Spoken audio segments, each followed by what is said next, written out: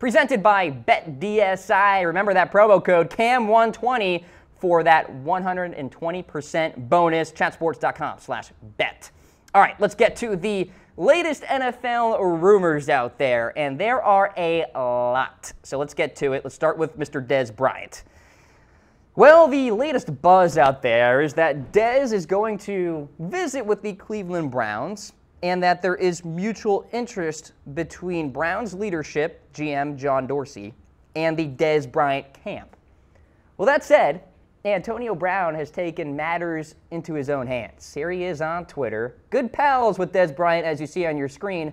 Come play with me at Dez. Let's get the ship, eat greedy, big plates. So, for what it's worth, Steelers fans, Dez Bryant retweeted Brown's tweet. Now, if you look at the Steelers' wide receiver depth chart, there's definitely a hole after Juju Smith-Schuster. There's Darius Hayward-Bay, who just is not a good receiver in my eyes. Hate to say it, former Maryland Terrapin. Eli Rogers, who recently re-signed with Pittsburgh. And then James Washington, unproven. He's a rookie out of Oklahoma State. Maybe Dez Bryant could be that fringe 3 wide receiver, fringe 4 wide receiver for the Pittsburgh Steelers, and a legit red zone option, because when you look at the tight end position for Pittsburgh, it ain't all that great. Yeah, Jesse James is coming into his own at the position, but it's like, if you have the chance to get Dez Bryant, you should probably bring him in if you're Pittsburgh. Now, Pittsburgh has to fend off the Cleveland Browns right now. The Browns, by the way, have the most salary cap space in the NFL right now, so they can shell out the dough if they want to. Meanwhile, for the Cleveland Browns, in particular, looking at their depth chart, Jarvis Landry is the top line guy. Corey Coleman, Josh Gordon, who the heck knows what the deal is with him right now. You got Antonio Callaway, rookie, and then maybe Dez Bryant on that team. And whoever is the quarterback for the Cleveland Browns come week 1, he's going to be well equipped with some pretty good weaponry. Now, with that said, BetDSI has their odds set on who the Browns starting quarterback will be at the start of the year. There's the rundown. Tyrod Taylor, the heavy favorite, at -600. Baker Mayfield at +370. And, well, BetDSI doesn't even have a line for Drew Stanton, because what is the point? He's not going to start for the Cleveland Browns. So, where are you going here? I'm forced to say Tyrod Taylor. I know -600, you got to throw down a lot of money to get a good payday, but honestly, I would. I'm probably not going to sprinkle any money down on Baker Mayfield, just because I don't think he's ready to be the week 1 starter. I think he is the most NFL-ready quarterback coming out of this draft class, but that doesn't necessarily mean he should be the week 1 starter there for Cleveland.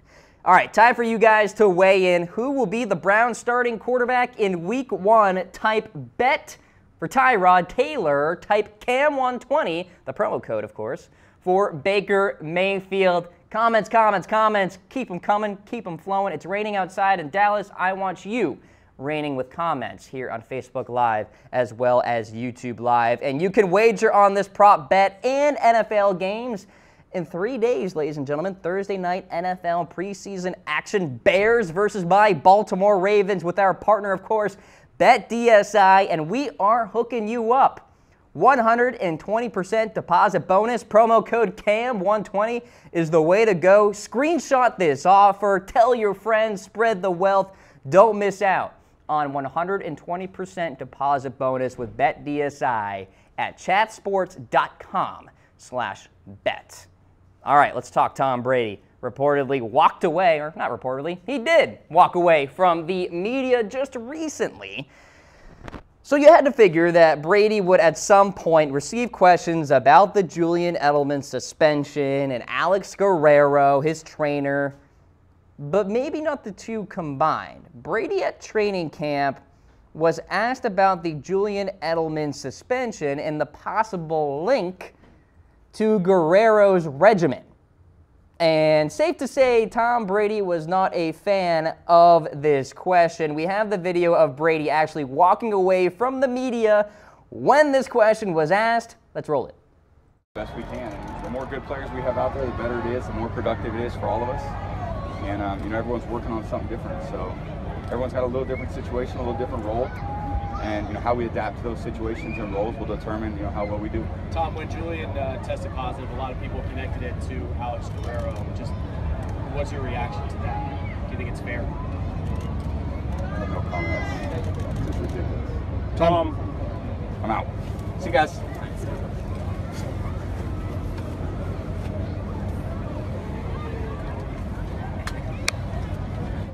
Tom, buddy, gotta have thicker skin than that, my man. I mean, you go into that questioning and you don't expect something like that. Now, Guerrero was quick to defend himself, saying, quote, "Here at our facility, we take a natural, holistic, appropriate, and above all, legal approach to training and recovery for all of our clients." Now, Guerrero is certainly known for his unique tactics in terms of his teachings. And the speculation is pretty interesting to me, and it could be a point of contention for one Bill Belichick, who we know is just not a fan of Alex Guerrero. So I've talked about it many times on this show about the potential fractures and friction within the Patriots dynasty, particularly with Bill Belichick and Tom Brady. I'll tell you what, that question didn't patch things up. All right, let's go to Jordy Nelson now. Apparently, Derek Carr is enamored with the performance so far from Mr. Jordy. So the Packers cutting Jordy wasn't too big of a stunner considering the cap savings. But Carr said the following about Nelson, quote, "I can't say enough good things. I can't believe Green Bay let him go, but I'm glad he's here." Now, when the Packers released Nelson in May, his departure opened up $10.2 million in cap space. There is very good reason why the Packers cut Jordy Nelson. Came down to money, came down to his production on the football field as well. That said, here's the reality that Nelson faces. He saw his yards per catch tumble from 13 in 2016 to 9.1 last season. I get it. Aaron Rodgers was hurt and all that, but he looked slower, struggled to get separation on the outside as well. But hey, in a new system, Jordy doesn't have to necessarily be an elite top-line receiver for the Oakland Raiders. That guy is named Amari Cooper. All right, so Jordy can be that second option, maybe even second and a half option, if you want to incorporate Martavis Bryant as well. So not too much pressure on Nelson being in Oakland, so I think he will be a viable player for him. By the way, fantasy football tangent, I have a feeling he's getting overdraft right now, just off brand name, kind of like a Dez Bryant situation too. All right, how about this? Dewayne Brown gets his extension with the Seattle Seahawks. Wow, a sarcastic clap for Seattle addressing the offensive line here. Now, GM John Schneider said he wants his left tackle to retire a Seattle Seahawks. That obviously is becoming more of a reality. Brown agreed to a multi-year extension with Seattle worth $36.5 million. The Seahawks, of course, acquired Brown in late October along with a fifth-round pick in exchange for a second-round pick in 2019 and a third-round pick in 2018 that, of course, already was used. Now, Brown is still one of these solid left tackles in the game. He was really solid in particular with pass blocking, had a pass blocking efficiency of 97, the seventh best among tackles in the NFL last year, according to Pro Football Focus. So, good stuff there for Dewayne Brown, good stuff for Seattle, and very good stuff for Russell Wilson as well. All right, folks, this brings us to a BetDSI weigh-in. Do you plan to gamble on football this fall? Type bet if yes, type no if not.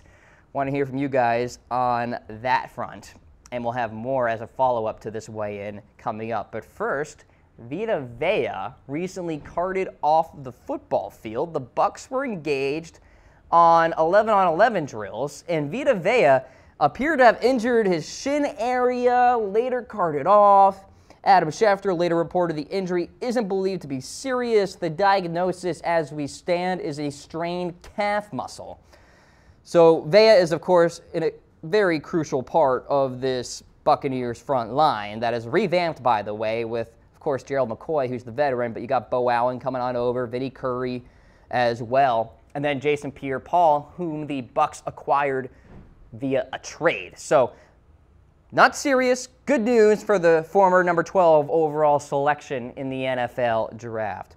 All right, folks, for those who said yes in that BetDSI weigh-in, planning on gambling on football, let us hook you up with a 120% deposit bonus with BetDSI. Use that promo code CAM120. The website, chanceports.com/bet. That's how you get it done. All right, let's continue along here with the latest NFL rumors. Speaking of really good tackles, Darryl Williams suffered a pretty brutal injury recently. So the Panthers announced Williams dislocated his patella and tore the medial collateral ligament in his right knee during Saturday's practice. Now, Taylor Moton, a second-round draft pick in 2017, will take over the starting job in Williams' absence. We're talking about a Panthers front line that has already lost Andrew Norwell to free agency. He's now with the Jacksonville Jaguars. And now perhaps Darryl Williams for an undisclosed amount of time.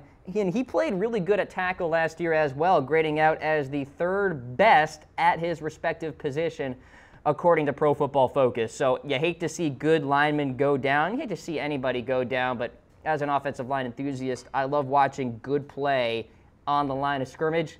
Williams, tough hit for Carolina, no doubt about that. Tough hit for Cam Newton, too. All right, what is the deal with Josh Gordon?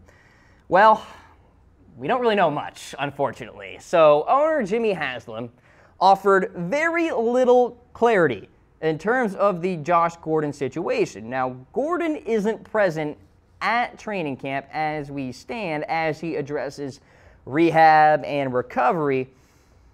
But the overarching reasons in terms of why Josh Gordon is not present at training camp aren't really clear.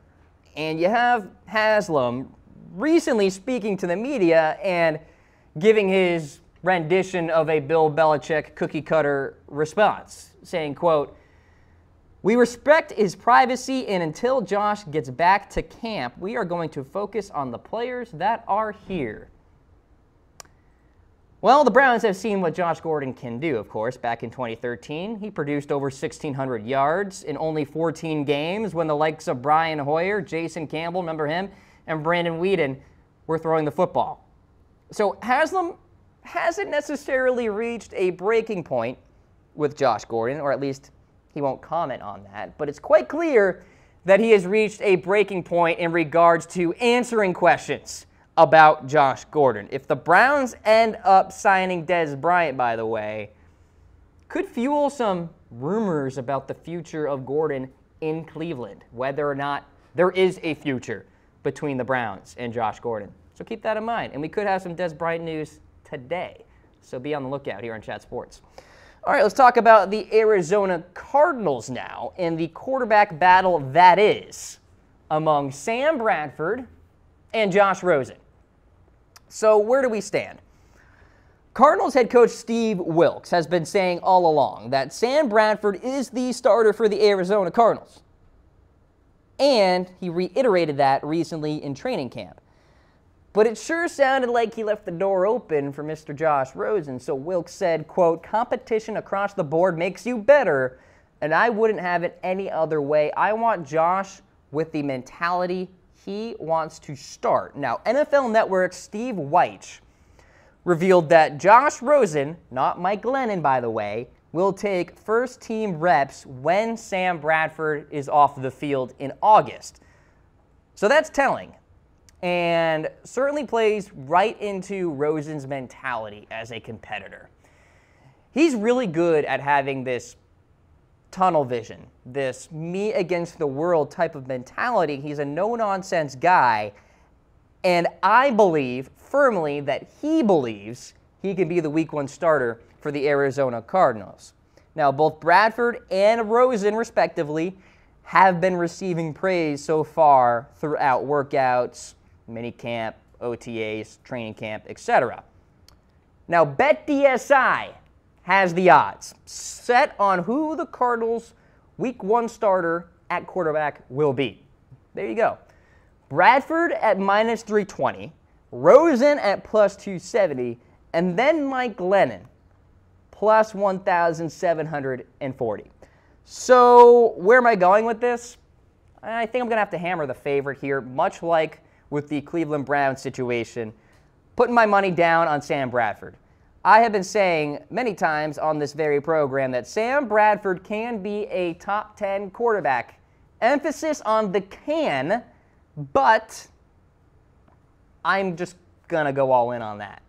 Because Rosen, he's polished, but not all the way there. I think Mayfield is actually more NFL ready, and Mike Glennon is just, well, a disappointment in general. So, hey, if you're feeling contrarian, maybe you throw a few bucks down on Glennon and maybe Rosen and Bradford get hurt, but I would hate for anybody out there to root for an injury.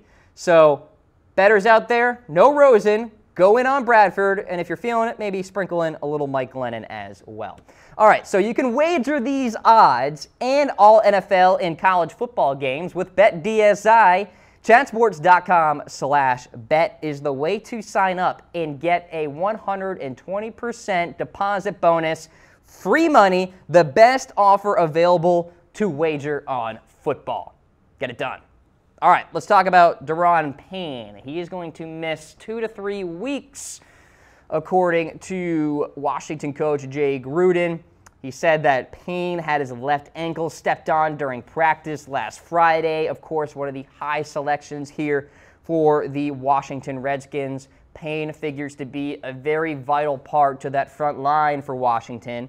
So Payne will wear a boot to protect the ankle for the next week, and then is expected to be off the field for 2 to 3 weeks overall. All right, so Payne's selection, by the way, for Washington made it 2 straight years that Washington has taken an Alabama defensive lineman in the first round of the draft. Of course, Jonathan Allen, 2 years ago, limited to 5 games due to a Lisfranc injury last year. So Washington hopes that the Payne injury isn't a sign of things to come here for the Redskins. All right, I'm seeing comments with people asking me to repeat that absurd BetDSI promo code, only available through Chanceports for a 120% bonus with BetDSI. Here it is. You listening? Cam120. Tell them the Cam Rogers Show sent you. Chanceports.com/bet. Cam120, Cam120. Etch that into your memory, folks. All right. So Dez Bryant recently mouthed off about the Dallas Cowboys. Well, Jarvis Landry did the same about the Miami Dolphins, saying, quote, "In Miami, nobody appreciated crap. Here it's blue collar in Cleveland.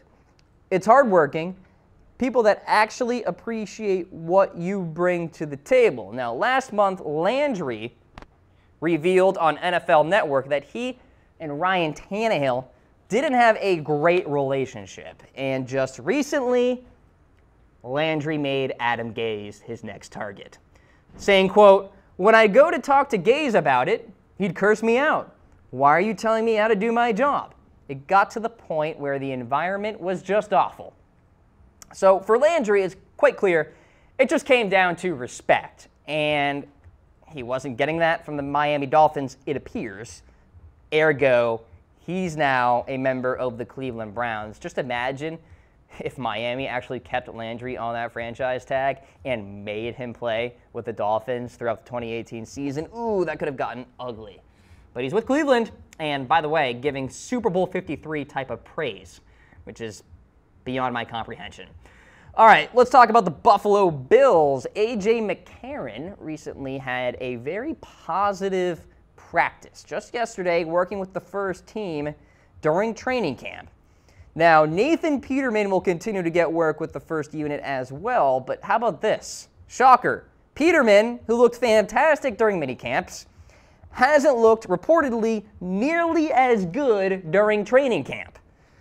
So first rounder Josh Allen will get some first team looks as well, but for now, I think McCarron remains a mild favorite over the other two guys to be the week 1 starter. I mean, when you look at all these quarterback battles right now, I don't see a player emerging out of nowhere and stealing the show. Now, it's all relative to the odds, of course. BetDSI gives us the odds for the Bills starting quarterback in week 1, and there you go. A.J. McCarron at plus 150, or excuse me, minus 150. Josh Allen at plus 160. And then Nathan Peterman at plus 820. Something tells me BetDSI has been listening to the reports out there out of training camp. But you know, yeah, there's reason to put money down on McCarron. I think there's reason to put money down on Peterman. I hate to say it, but he's just more NFL ready than Josh Allen. So with that, I think I'm putting my money down a little bit on Peterman there, also hammering the favorite in A.J. McCarron as well. Now, we give you guys McCarron and Allen as your options here in this BetDSI weigh-in. Who will be the Bills starting quarterback week 1? Type bet for McCarron, type CAM120 for Josh Allen. CAM120, of course, that promo code there. So be sure to hit me up in comments. Want to hear from you guys, and be sure to wager on this prop bet on chanceports.com/bet. Free money when you deposit. 120% signing bonus up to $600 free, folks. Code is CAM120. Get it done today.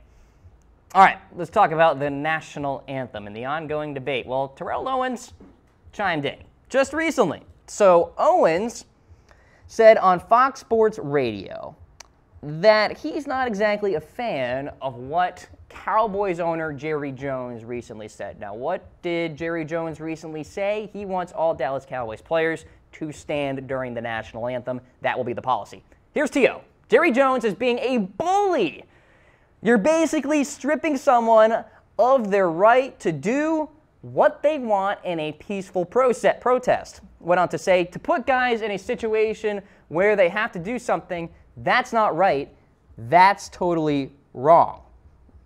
So, like I said, Jerry went on record to say that all Cowboys players will be required to stand during the national anthem, as, by the way, the NFL and NFLPA try to figure out their policy. And, by the way, which led to Eagles safety Malcolm Jenkins to call Jerry Jones a bully as well.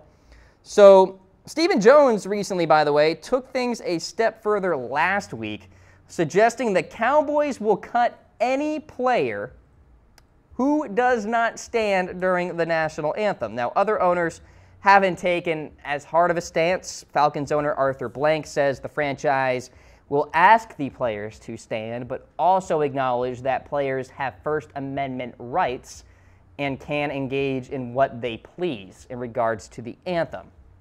So it's a mess, to put it simply, in regard to this whole debate here. Now, this came through the wires a few hours before this very program. The NFL has ordered Jerry Jones, in particular, to stop talking about the national anthem. So it actually led to a local Dallas Fox reporter to cancel his interview with Jones. Now, other news outlets in the Dallas area still had Jones on. In fact, it's funny, this timing is interesting. I was watching an interview with Jerry Jones just last night from a local station here in Dallas. But of course, the national anthem was never brought up because Jerry Jones cannot comment on it. Now, several Cowboys, including Dak Prescott, Zeke Elliott, have said they have no problem with Jones's anthem stance because they planned to stand as a team. So, yeah. Very much up in the air in terms of the future, by the way, with this policy. Because the original policy etched out in May was that players were required to stand during the national anthem, or they had the option to stay in the locker room. Well, obviously that policy is on hold as the NFLPA and NFL engage in these discussions here. It makes you wonder, what would your policy be in terms of the national anthem? If you were Roger Goodell, all right, just work with me here, hypotheticals, what would your policy be? And I want you guys to really think about this, because you got to think about the players, you got to think about the fans, you got to think about the sponsors, and many other parties. And you have to satisfy all of them. And I don't know if that is actually possible. So if somebody hits me up with what your policy on the national anthem would be, on Twitter at Mr. Rogers99, here in comments as well, I'll revisit the comments.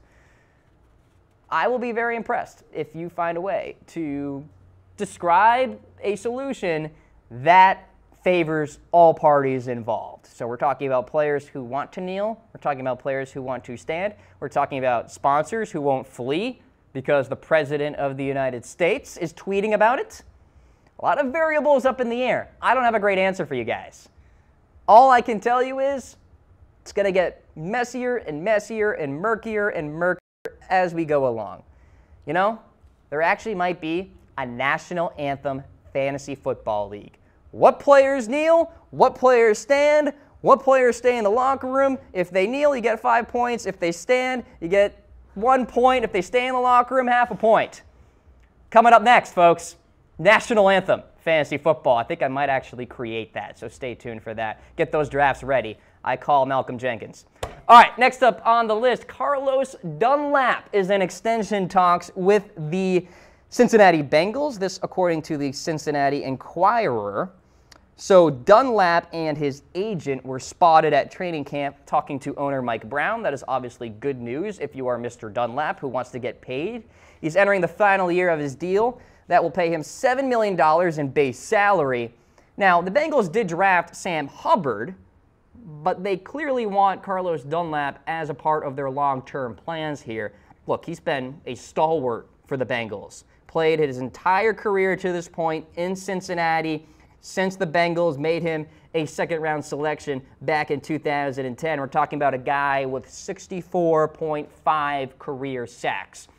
So he's a veteran, he's a leader, he's crucial to that front line for Cincinnati, a team, by the way, that I think will finish last in the AFC North. Come at me, Bengals fans. And while I'm at it, I got Pittsburgh at 1, Baltimore at 2, Cleveland Browns at 3, Cincinnati dead last. All right, folks, that's the rundown with the latest NFL rumors. Cam Rogers here wrapping up the program. One last thank you to BetDSI. Get that 120% deposit bonus using that promo code CAM120. I'll see you on Wednesday morning. Take care.